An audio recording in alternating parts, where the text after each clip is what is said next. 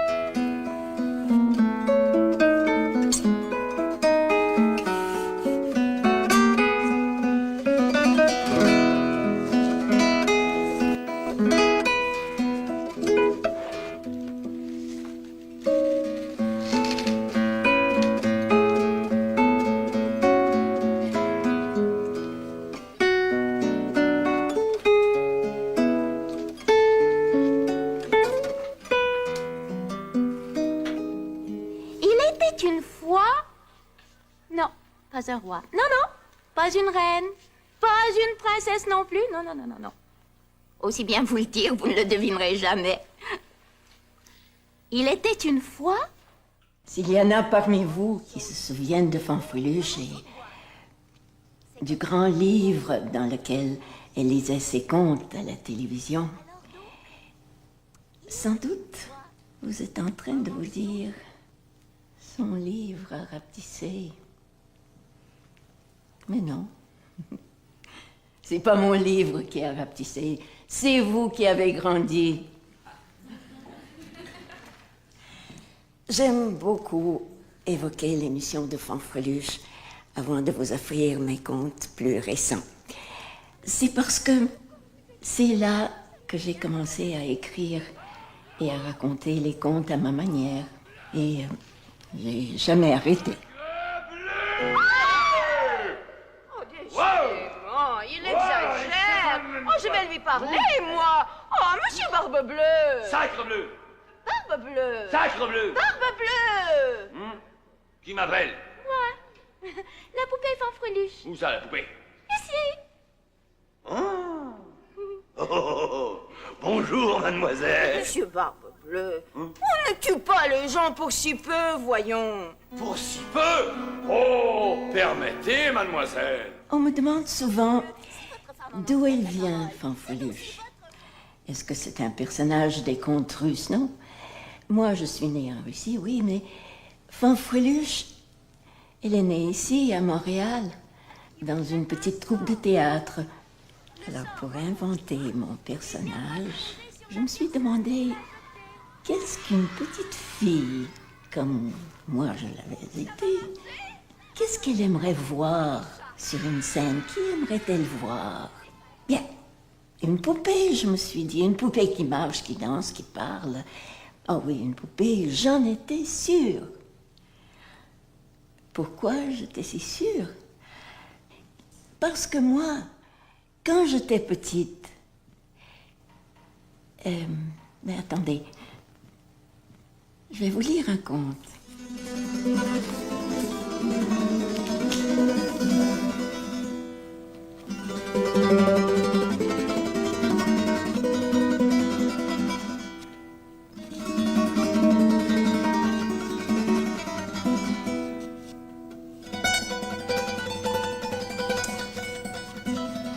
Il était une fois une toute petite fille qui vivait en Russie, dans une grande ville. La grande ville s'appelait Moscou et la petite fille s'appelait Kim. Ses parents l'aimaient beaucoup. Au retour de leur travail, ils lui apportaient des cadeaux. Un livre d'images, des blocs de construction, une petite pelle pour jouer dans le sable. Mais ce que la petite Kim voulait, c'est qu'elle voulait plus que tout au monde. C'était une poupée. Sa mère le savait bien. Mon amour des contes, je ne sais pas d'où ça vient. Des livres. Bien, ça, je sais que chez nous, le plus beau cadeau que mes parents me donnaient, quand je ne savais même pas lire, c'était pour eux, c'était des livres. Chez nous, ce dont on avait le plus, on n'avait pas grand-chose, on n'avait pas trop de meubles, enfin, strict nécessaire, mais on avait une très grande bibliothèque. Quand je suis née, la même année, mon père m'a donné le cadeau pour lui était le plus significatif. C'était un livre ou deux ou trois sur la vie des animaux. Et parfois, il y avait une planche de couleur. Alors quand je voyais une planche de couleur, ça là, je passais des heures sur une planche de couleur. Ou souris qui tigre. Et alors, ces trois livres-là, que vous voyez, c'est tout sur les animaux. Et ça, c'était l'héritage que j'ai apporté avec moi de Moscou, ici. J'avais une petite valise, là-dedans, c'était les livres et ma poupée. Il y avait ça aussi. Ça aussi, c'est les livres que mon père m'a donnés quand je ne savais pas lire, évidemment. Et ça, c'est Don Quichotte. En russe. En russe, absolument. Et puis, avec des illustrations qui, ne sachant pas lire, évidemment, j'inventais toutes sortes d'histoires. Plus tard, j'ai écrit, pour Fanfreluche, j'ai écrit un petit épisode de Don Quichotte. Pouvez-vous me dire quel malheur lui arriverait si je continuais à lire des livres? C'est parce que mon maître lisait trop de livres. Toutes ces histoires insensées qu'on y raconte ont fini par lui troubler l'esprit. Quelles histoires? Mais ces histoires-là, des temps jadis, là, ces enchantements, ces batailles, ces amours romanesques, ces valeureux exploits des chevaliers errants, etc., etc. Et ça, je me souviens très bien. J'étais à l'hôpital, j'avais la scarlatine. Et il m'a envoyé ce livre. C'est le baron Munchausen. C'est un des premiers livres que j'ai lu moi-même. Et je trouvais ça drôle. Je pense que ça m'a influencé pour le restant de ma vie. Cette fantaisie-là, j'en revenais pas qu'on peut être si fou que ça. Mon ridicule, mon grand foulard, mon chapeau à la rose. Et ce que j'ai de plus précieux au monde, oui, mon livre de contes. Ma valise pour les voyages, ma crinoline de réchange, mes chansons de danse. Vous êtes mes amis que j'aime tant. Je vous garderai jusqu'à la fin des temps. Souvent, quand je rencontre des gens qui ont vu Fanfreluche dans leur enfance, et ils m'ont dit que chez eux, il n'y avait pas de livre. Et c'est là qu'ils ont appris à être fascinés par ce qu'un livre peut apporter. Il y a plusieurs personnes qui m'ont dit ça. Je ferais mieux de regarder dans les coulisses.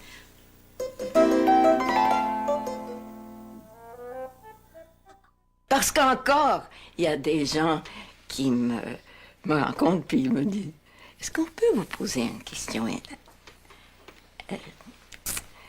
un peu, est-ce que ça vous...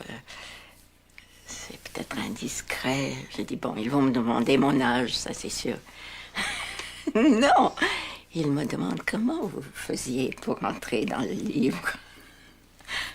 Des adultes. Je dis un secret.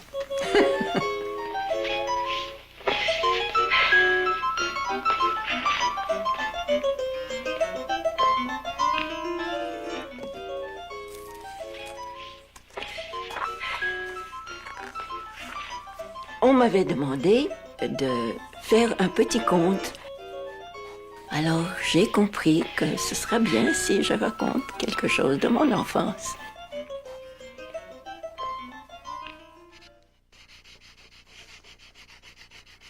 Chaque fois qu'elle passait avec sa fille devant le magasin de jouets, la petite Kim collait son nez à la vitrine et ne voulait plus bouger.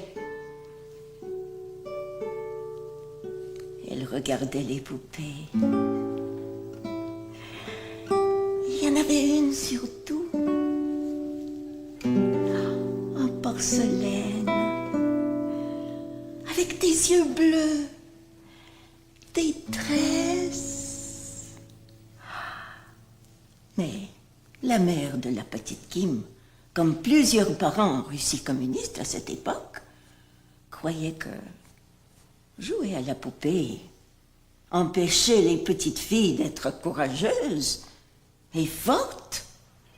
Et comme elle tenait à ce que sa petite Kim soit courageuse et forte, comme pas une, lui donner une poupée était hors de question, bien sûr.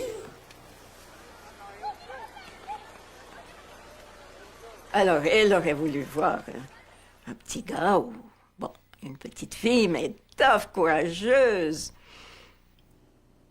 Et alors, elle m'habillait dans des pantalons. J'avais pas de robe. Non, non, non. Pas de poupée, pas de robe. Cigarette. En chocolat, quand même. Mon père voulait aller à l'université. Il savait qu'en Amérique, il pouvait aller à l'université parce qu'en Russie, il y avait un quota pour les Juifs. Alors, il a dit à ma mère, il va prendre du travail, aller à l'université, et quand il aura du travail pour la faire vivre, il va la faire venir. Ma mère a dit à ma grand-mère, je vais l'épouser. Ma grand-mère a dit non, tu n'iras pas. Ma mère a arrêté de manger, grève de la faim, 1 semaine, 2 semaines. Ma grand-mère pensait, mon Dieu, mon Dieu, mon Dieu. Elle a dit, OK. Elle a commencé à faire un dot. Les plus belles choses pour sa fille aînée. Et elle l'a envoyé en Amérique. Ils sont mariés en Amérique, à Pittsburgh, où mon père avait le travail dans un moulin d'acier. Et là, arrivait la grève. C'est là où ils sont devenus des socialistes. Ma mère est devenue anarchiste même. Oui, oui, oui, ma mère s'est mise à contester terriblement. Et elle a fait des discours. On l'a emmenée en prison. Et étant anarchiste, quand il fallait qu'elle soit jugée, elle ne voulait pas se lever devant le juge. Alors on l'a remis tout de suite encore en cellule. Oh, toi! Tu vas te débarrasser de toi, tu vas rester tranquille et je rapporte le paléa.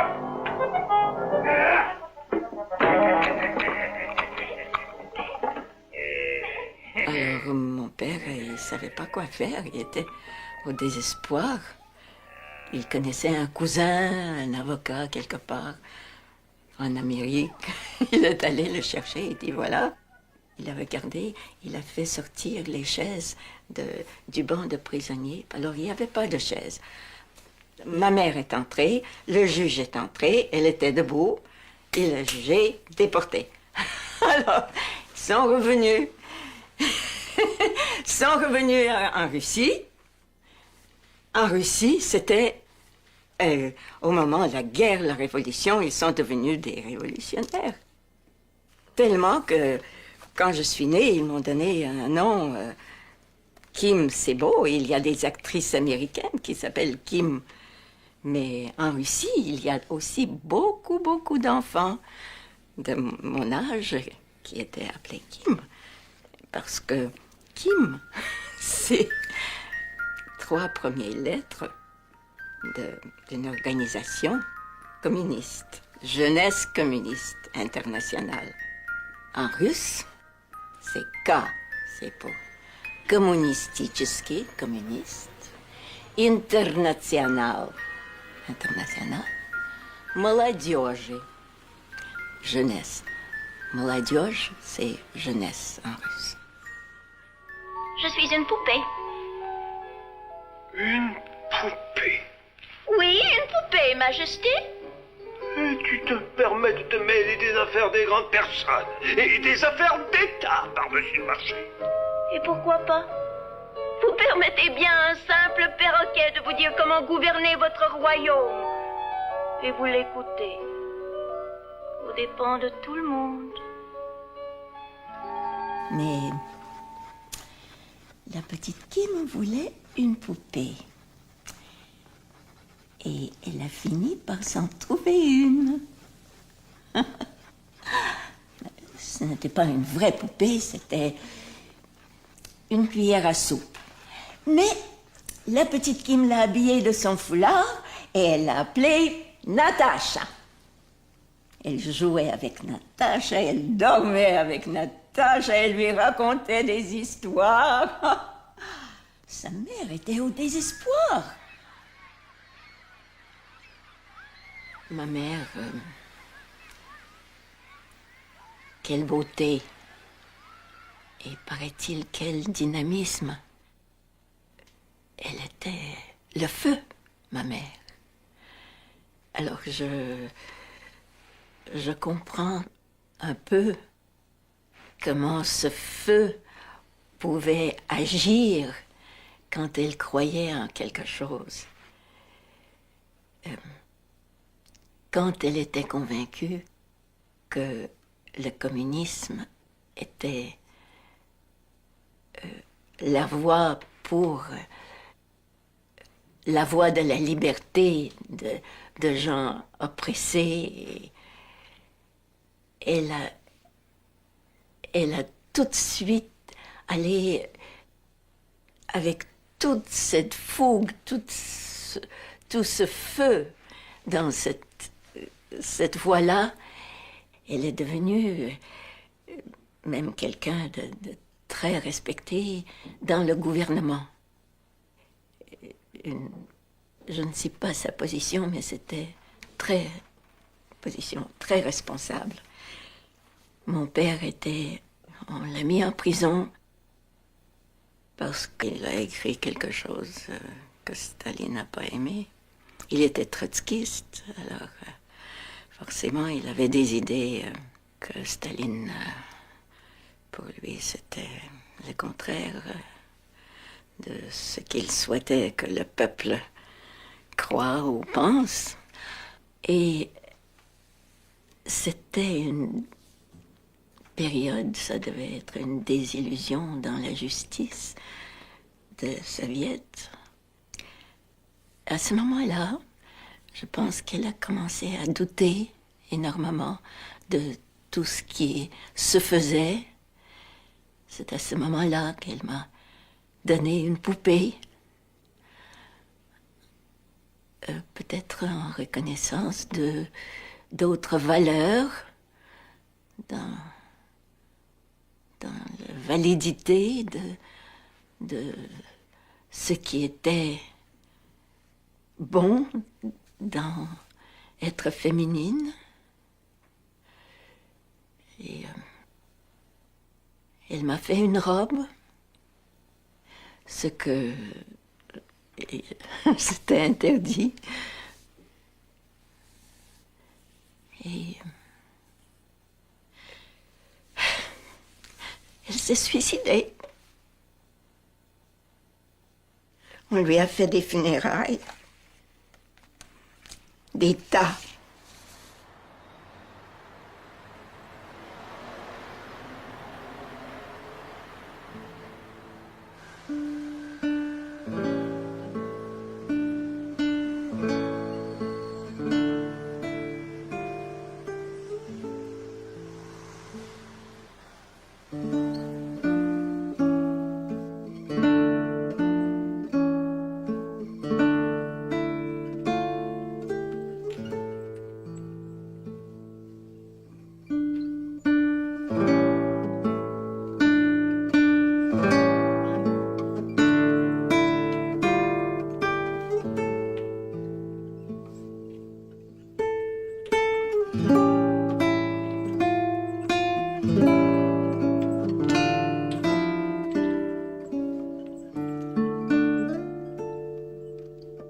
Ce conte-là, ça c'est un fameux conte russe. C'est le conte de Vassilissa, la très belle. Très sage et très belle. Dans l'histoire, sa mère, en mourant, lui a donné une poupée. Voilà, la petite poupée. Et elle a dit, cette poupée va te protéger. Et elle meurt. Je ne sais pas si c'est possible de croire qu'il y a une certaine coïncidence. Non, c'est la première fois, je vous jure, que j'y pense. Parce que, enfin, j'avais autre chose à faire, je suppose. Mais, voilà, ma mère est morte, elle m'a donné une poupée. Et cette poupée m'a ouvert la porte à la création, qui est finalement, je trouve, ma raison d'être ou ma façon d'être, c'est de créer. Enfin, c'est là où je suis la plus heureuse. Et voilà.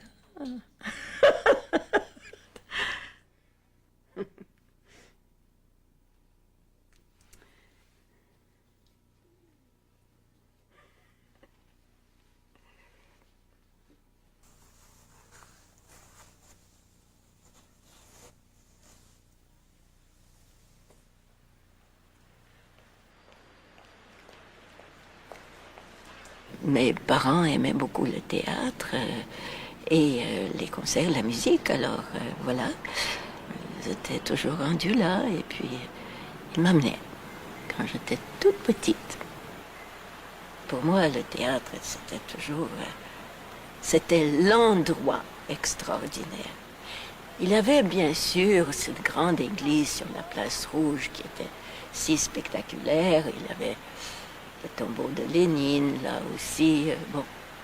Mais c'est en passant devant le théâtre, dans le tramway, j'allais bousculer tout le monde pour arriver à cette fenêtre qui donnait sur ce théâtre. Il y avait 3 chevaux en statue, en haut sur la portique. Ça, c'était l'endroit théâtre.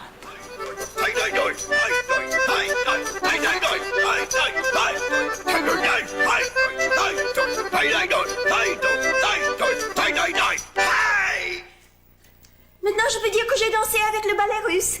Mon premier souvenir de ce que je voyais sur la scène, moi j'étais petite, ça c'était l'oiseau bleu de Maeterlinck. Quel univers, quel mystère. Je comprenais rien, mais j'étais fascinée. Ça m'arrive encore au théâtre, de comprendre très peu, mais d'être vraiment happée par l'émotion. Une autre, c'est de voir une poupée, une danseuse, une poupée assise, là, raide, et puis on le crinque par... on fait tourner quelque chose en arrière, puis à mesure, elle prend vie et commence à parler, marcher, danser, tout ce que vous voulez. Ah, moi qui n'avais pas de poupée longtemps chez moi, c'était pour moi vraiment un beau... J'adorais ça.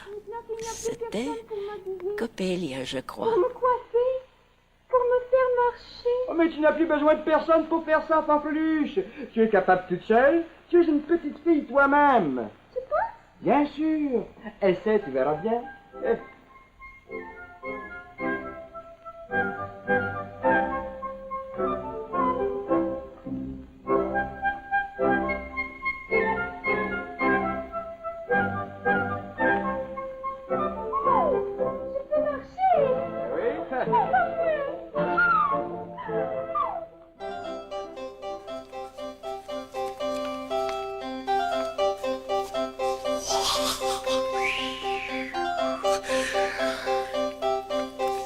Il faut que je te dise, J'ai rencontré l'autre jour une poupette extraordinaire. Une poupette pas comme les autres. Elle s'appelle Franche Peluche. Non, Franche Greluche, c'est ça. Elle est extraordinaire. Moi, je connais ça, les poupettes, parce que d'habitude, ça traîne dans les coins, ça bouge pas, ça reste comme ça. Ou alors, ça a des petites ficelles, on tire les ficelles pour que ça bouge. Ça s'appelle des marionnettes. Ben, elle n'a pas besoin de ficelles pour bouger. Franche Greluche, ça bouge, ça, elle n'arrête pas. Et elle a des yeux, tu peux pas savoir, des grands yeux, des curieux. Des yeux pleins de machination. Elle sait lire, c'est ça qui est fort. C'est une poupette qui sait lire. C'est pas comme moi. Moi, j'ai jamais appris à lire parce que j'ai pas eu la chance d'aller à l'école. Quand j'étais tout petit, je suivais seulement les cours de récréation. Et après, il paraît que l'école, c'est secondaire, alors moi. Hein? Il faut savoir aussi que c'est pas une poupette comme les autres. C'est une poupette surprise. C'est une poupette rustique. Et ça, la poupette rustique, c'est très énormément spécial parce que justement, c'est une poupette surprise. Tu lui dévisses la tête à la poupette rustique et tu trouves une autre petite poupette à l'intérieur. Que tu dévisses encore la tête et puis il y en a encore une autre à l'intérieur. C'est plein de petites poupettes de plus en plus minuscules. Moi, je suis sûr, je suis sûr que Franche Greluche, alors là, à l'intérieur d'elle, elle doit avoir des 1230 douzaines de petites poupettes. Ah oui. Tu te rends compte? Une poupette a plusieurs têtes. Laisse-moi te dire, t'as pas fini d'avoir des surprises avec elle. C'est pas comme moi. Moi, ça pourrait pas m'arriver, ça, là, non, parce que tu pourrais toujours essayer de me dévisser la tête. Tu trouveras rien à l'intérieur. Même pas le moindre petit sous-sol.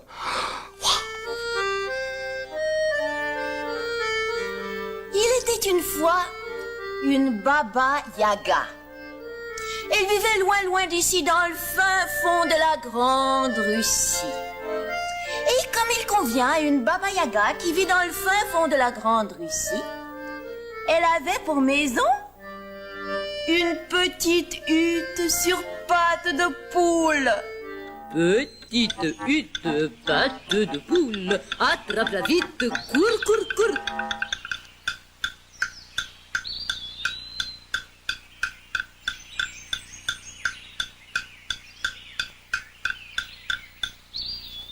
Comment t'appelles-tu, mon ange? Je m'appelle Fanfreluche. Fanfreluche, voyez-vous ça, hein? Écoute, Fanfreluche, aimerais-tu goûter à mon borscht? Votre quoi? Mon borscht, potage betterave. La betterave rouge. La plante du doigt, Fanfreluche, on. Non, merci. Ça ne me dit rien. À la caméra. Au contraire, quelque chose me dit que je ferais mieux de rester ici. Oh, tiens, elle referme les volets. Plante de Baba Yaga à l'intérieur de la hutte. Ça me contrarie. Diapositive de base d'un beige foncé. Très efficace, ça, je dois dire. Elle aurait pu faire bonne petite travailleuse. On les perd d'images en même temps qu'une marmite fumante apparaît en extrême avant-plan. Baba Yaga allant à la marmite. Pour éplucher betterave que je mets dans mon borscht. Potage magique. Tu sais de quelle sorcière les anciens enfants, là, me parlent. La sorcière ils parlent des sorcières, ils se souviennent de la sorcière, ils se souviennent de la voix, de tout ça. Mais ils me parlent surtout et presque toujours, dis-le, de la sorcière russe. Oui, de la Baba Yaga. Ça les a frappés, ça leur a fait peur. Baba quoi? Baba Yaga. Baba Yaga. Oui. C'est la sorcière russe. Et c'était une drôle d'histoire de petites maisons à pattes. À pattes de poule. De poule et ça s'appelait la petite hutte. La petite hutte de pattes de poule. Oui. Et ça les a frappés. Oui. Oui. Je me demande si c'est parce que c'est en folklore qui est passé quelque chose de différent. Peut-être le folklore a des racines tellement profondes et quand ça dure tellement de temps et si répandu, ça veut dire que ça répond à quelque chose en nous dont on n'est même pas conscient, mais que ça traduit quelque chose Quelque chose d'angoissant, quelque chose de... Oui, oui. Mon Dieu! Par où dois-je sortir? Je ne sais plus. Oh! Voilà la petite hutte. Petite hutte, patte de poule, attrape-la vite, cours. Où as-tu pris cet extraordinaire accent? Mais je sais pas, c'est une bonne question. Moi, je t'ai donné jamais de directive, Non. aucun. Tu m'as jamais fait de borscht. Tu m'as jamais fait ça. On m'avait fait un long menton comme ça. Ça m'inspirait beaucoup. Puis, on a quand même l'imagination qu'on a. On a déjà entendu un petit bout de film russe, quelque part, quelque chose. Ou Alexis Chiriaïev. Mais il parlait pas fort comme ça, Alexis. Non, mais il avait cet accent-là. Il l'avait. Oui. J'ai été récompensée.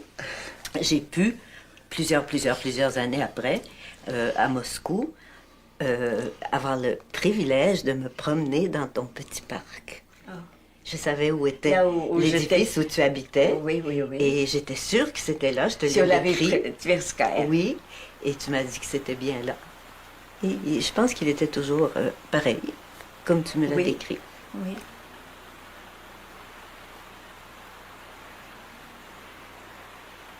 Ça, c'est ma belle grand-mère adorée.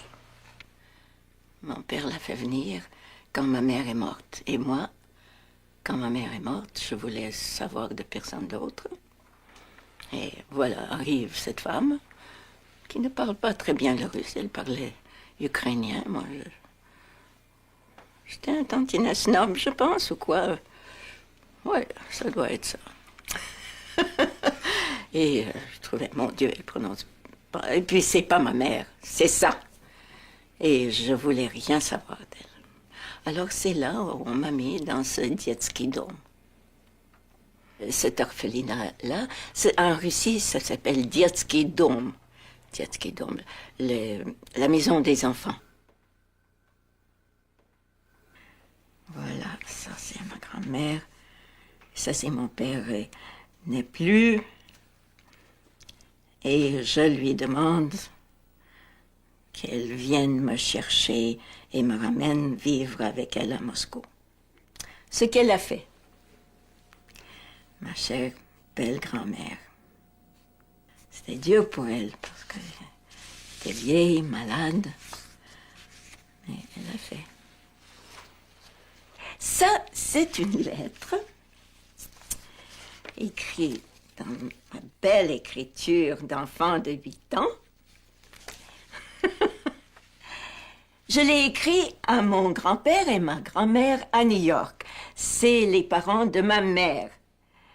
Moi, j'habitais avec ma grand-mère, la mère de mon père, à Moscou. Et eux, ils étaient à New York parce qu'ils sont partis pendant la Révolution, vu qu'ils possédaient des terres, et c'était un péché de posséder des terres. Enfin, les communistes trouvaient ça, dont ma mère, qui était bien communiste. Tout ce qu'elle pouvait faire pour eux, c'est de leur trouver un passeport pour qu'ils quittent au plus sacrant. Parce que sans ça, leur vie serait en danger. Chère grand-mère et grand-père, écrivez-moi comment vous vivez. Comment vous avez passé les fêtes de la Révolution d'octobre? Venez ici nous voir, venez à URSS. En URSS, c'est beaucoup mieux. Voilà. Et il venait de partir de peine de misère, de se sauver. Et j'ai écrit que mon père, on n'a pas des nouvelles depuis longtemps, et puis tout le monde pense qu'il est mort. Mais moi, quand même, je vais lutter pour l'URSS, pour le pouvoir des soviets, et je serai comme Lénine, ma mère et mon père. Voilà. C'est pas si drôle que ça. Et puis, bon, votre Kim Yaroshevskaya. Alors, comme lavage de cerveau, vous voyez, c'était quelque chose.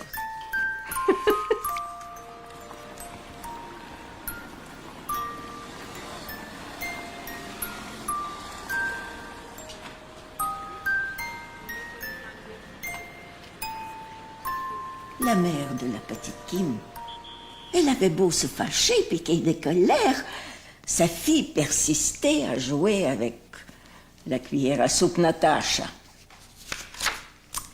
Sa mère a décidé de l'en distraire. Elle lui a acheté un fusil.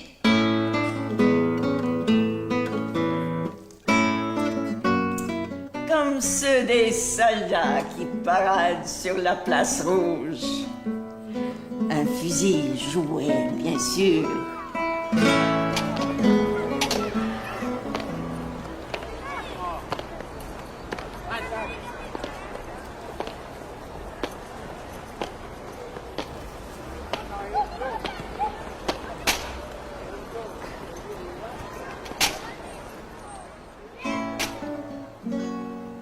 Le manche du fusil rappelait la forme d'une jupe. Ah, la petite qui m'a pris le fusil dans ses bras, l'a enveloppé d'une couverture, s'est mise à le bercer et à lui chanter une berceuse. Une berceuse russe. Спи, малютка, мой прекрасный, баюшки, баю. Светло смотрит месяц ясный в колыбель твою. Quand je trouvais que c'était un peu calme, j'allais dans la valise, qui c'était tout ce qui restait des papiers de mon père. Je sortais la valise et je disais bon, et puis là, j'ai commencé à pleurer. Pauvre grand-maman, mais elle disait rien. Je pense qu'elle comprenait que avant que je savais pas que j'étais comédienne. Je pense peut-être elle le savait. Et ma grand-mère de Moscou pensait que probablement et je manquais de nourriture. Et en Amérique, c'est comme ça, on peut avoir tout. Alors, elle a parlé, dit bon, mais je pense que je vais laisser prendre la petite fille. J'allais venir à Montréal chez ma tante. Ma tante était ravie. Elle a envoyé son mari me chercher à Moscou. Et voilà, ça c'est ma tante, médecin, qui m'a essayé de m'élever. Oh là là. Mais j'étais beaucoup plus vieille. J'avais des choses à dire là-dessus. Et la nouvelle vie commençait, comme ils disent dans les romans.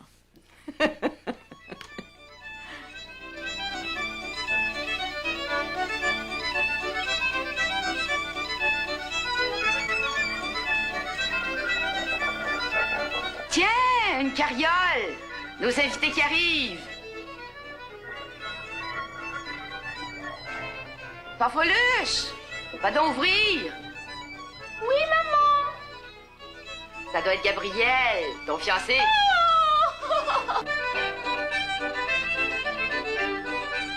J'ai commencé à danser avec une équipe de danse folklorique. de l'Ordre de bon temps. Et on avait des invités à ces camps-là. Il y a Félix Leclerc qui venait pour nous faire chanter des chansons. Il n'était pas encore connu. On avait une très belle équipe, des amis. Il y avait, je me souviens, Claude Caron, là. Et Gaston Biron. Guy Lécuyer. Guy Lécuyer, c'est vrai. On a vécu, là, des grands moments dans ces camps-là. C'était une belle jeunesse, on peut dire. Oui, oui. Ah, ça flambait de partout. Oui. Ouais. Ça m'a donné tellement confiance dans ce que j'aimais faire. Je n'avais pas du tout. Vas-y. Attends, ça va m'aider, ça. Salut d'avoir des dîners. Non, c'est... T'as pas peur que ça noie un peu les souvenirs? Vous allez voir. Le Père Saint-Aubin nous a vus au Jésus. Il est allé voir Guy, notre directeur. Il dit, bon, là, les compagnons viennent de partir.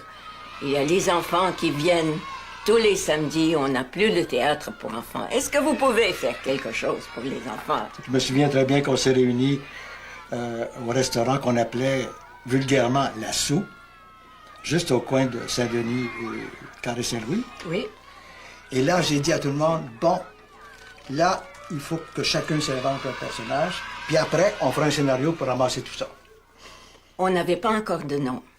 Et c'est ça qui était fascinant à cette tablée-là. Guy a dit, bon, il s'est adressé à l'oiseau. Il a dit, bon, qu'est-ce que tu vas faire? Il dit, je vais faire une pirate et je vais m'appeler Maboule. Avec le nom. Oui. Ouais. Il s'est adressé. Henriette Major était... Oh, cette chère Henriette. Elle a dit, moi, je vais faire une horloge grand-mère. Je vais m'appeler Gudule. Elle a dit ça, comme ça. Moi, j'ai dit, je vais faire une poupée et je vais m'appeler Fanfreluche. Et moi, j'ai dit, je vais faire un clown, je vais m'appeler Fafouin. C'est comme ça, Hélène, comme ça. Allez se passer une soirée. Et je me souviens qu'il y avait des spectacles pour enfants l'après-midi. J'en ai déjà vu d'ailleurs. Alors, c'était sûrement les vôtres. Dans les années 50, de 50 à 52. Qu'est-ce qui se permet? Allez les gars, à l'abordage! On va bien voir qui ose se moquer de Maboule, le plus grand pirate que la mer ait jamais porté, hein? Je me nomme Fafouin, monsieur Maboule.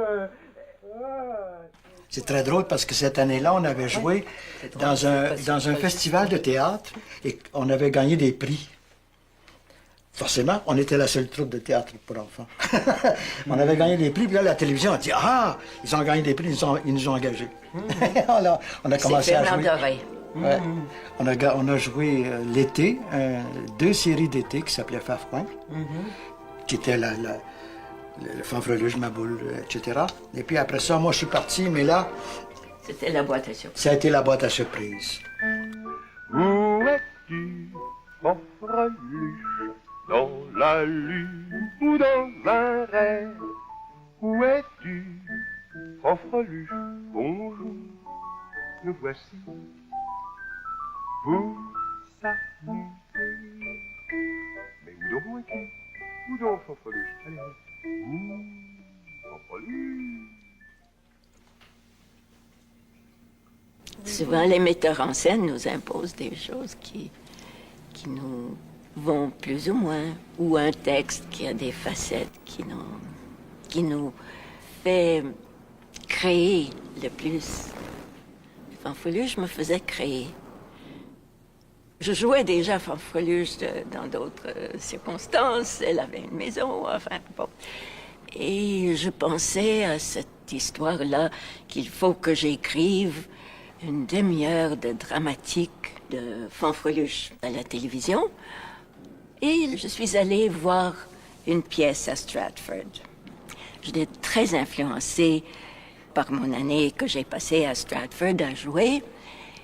Et j'ai vu Richard III. Ah, là, il y a un méchant, il y a des reines, il y a l'usurpateur du trône qui est Richard. Qu'est-ce qu'il ne fait pas pour devenir roi quand il n'avait pas le droit?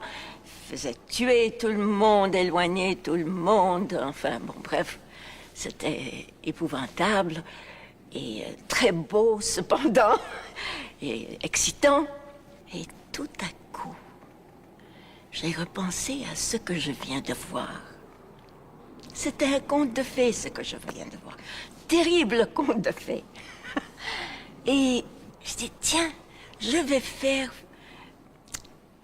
entrer Fanfreluche dans ces contes de fées, parmi ces méchants-là, parmi ces beaux méchants-là, parce que ils sont tous habillés comme ça n'existe plus. Ça existe seulement dans les contes de fées, et je vais faire participer Fanfreluche. Et justement, je dis, tiens, le conte qui m'est venu à l'idée, c'est Princesse sur un pois. Une princesse doit avoir une diction claire et nette. Nous allons faire quelques exercices. Petit pot de beurre, quand des petits pots de beurre riseras-tu? Je mets des petits pots de beurre riserés, quand tous les petits pots de beurre, ce seront des petits pots de beurre irisés. Dites-le. Petit pot de beurre. Quand petit pot de beurre... De beurre. Petit pot de beurre. Quand petit pot de beurre briseras-tu? Je me briserai... Quand des petits...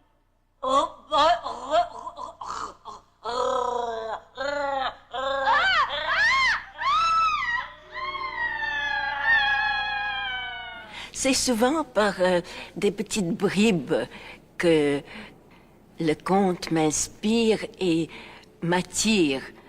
Et puis après, je brode autour. Mais il y a comme un petit cœur qui, tout à coup, se manifeste et commence à battre. Et puis, c'est assez fort pour faire toute l'histoire après. Savez-vous ce que je fais? J'écris un conte, oui. Écoutez, il était une fois... Pour le moment, c'est tout ce que j'ai. Alors, il était une fois...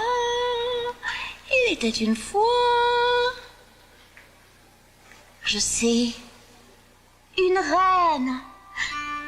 Une reine.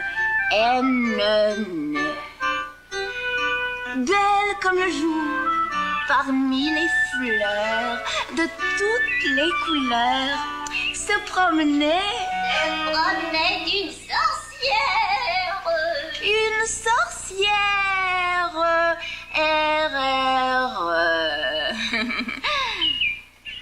Hein?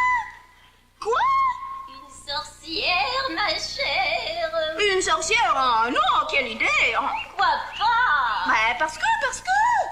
Attends, dites mademoiselle, c'est ce qui donne du piquant à un conte. Ah, tout le monde vous le dira, un conte sans sorcière, c'est plate. Moi, je voulais pas de décor. J'ai vu comment c'était efficace à Stratford. Un comédien dans un costume, c'est le décor. C'est assez pour le petit écran. Je voulais qu'on voit les merveilleux masques que les maquilleurs faisaient avec ces personnages et les costumes dans lesquels c'était tout. Pour escalader le grand glacier, il faut marcher les pieds de côté.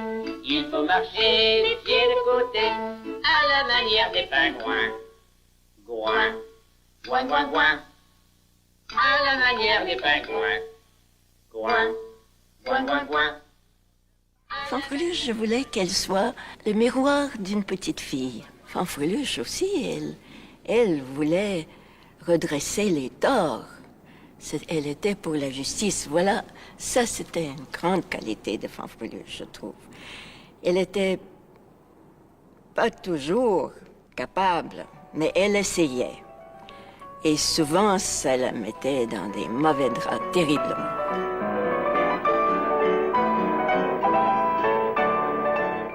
En lisant Cendrillon, il se dit, voilà, hey, elle a échappé son petit soulier en partant. Je vais aller le ramasser. Merci, Fanfreluche, dit Cendrillon, et elle part. Princesse! Princesse! Il est parti? Oui. Qu'est-ce que vous faites? Je cherche si la princesse n'a pas laissé tomber quelque chose. Je dis, oh mon Dieu. Aïe, aïe, aïe. Alors, voilà. Et j'essaie de trouver le prince. Parti à la recherche de la princesse. Disparu? J'ai bien peur. Oh non. Il est sans doute ailleurs. Ailleurs? Au pays de Cendrillon et ailleurs. Il part du livre et il n'est plus dans le livre. C'est une catastrophe. Alors je dois partir en Angleterre, en Suisse, sur la Côte d'Azur. Terrible. Et puis c'est pas dans le livre, évidemment.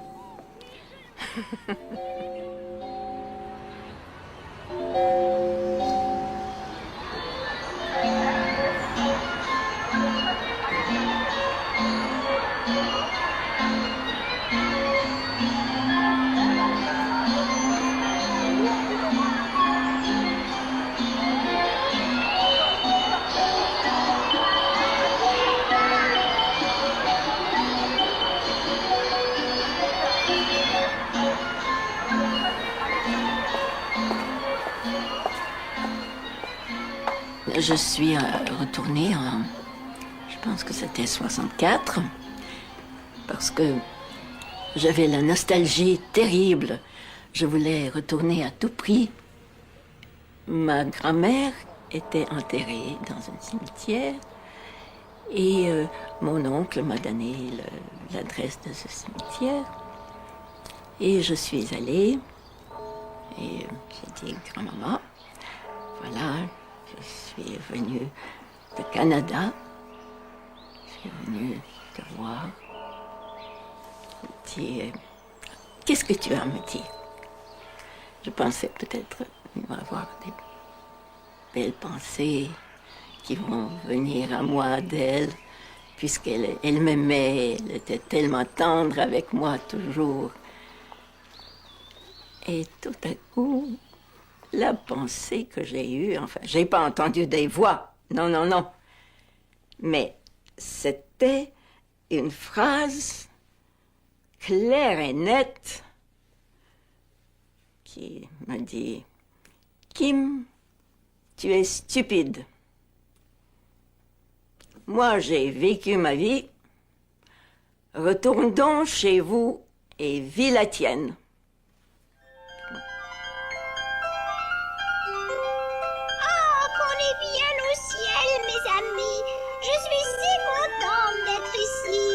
Et puis, mes rhumatismes sont partis. Et youpi! C'est ce que j'ai fait. Je me suis levée. Je suis allée au bureau de visa. Je dis, je retourne. Je dis, comment? Vous avez un visa? Encore 2 semaines. Je dis, non. C'est tout.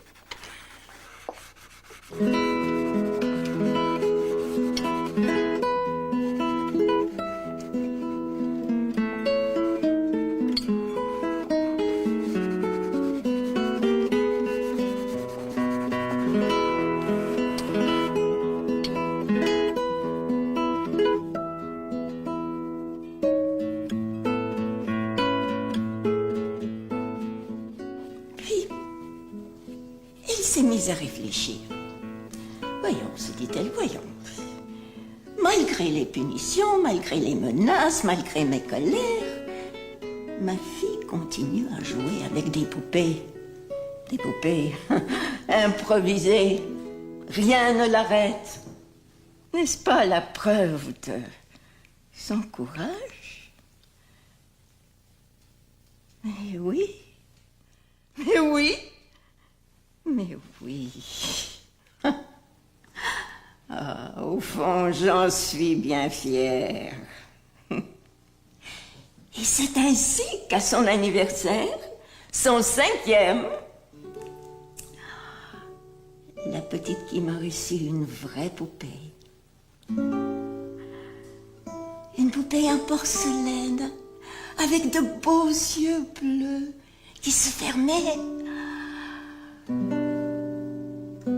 Avec des tresses, couleur fleur de blé, la petite qui m'était comblée.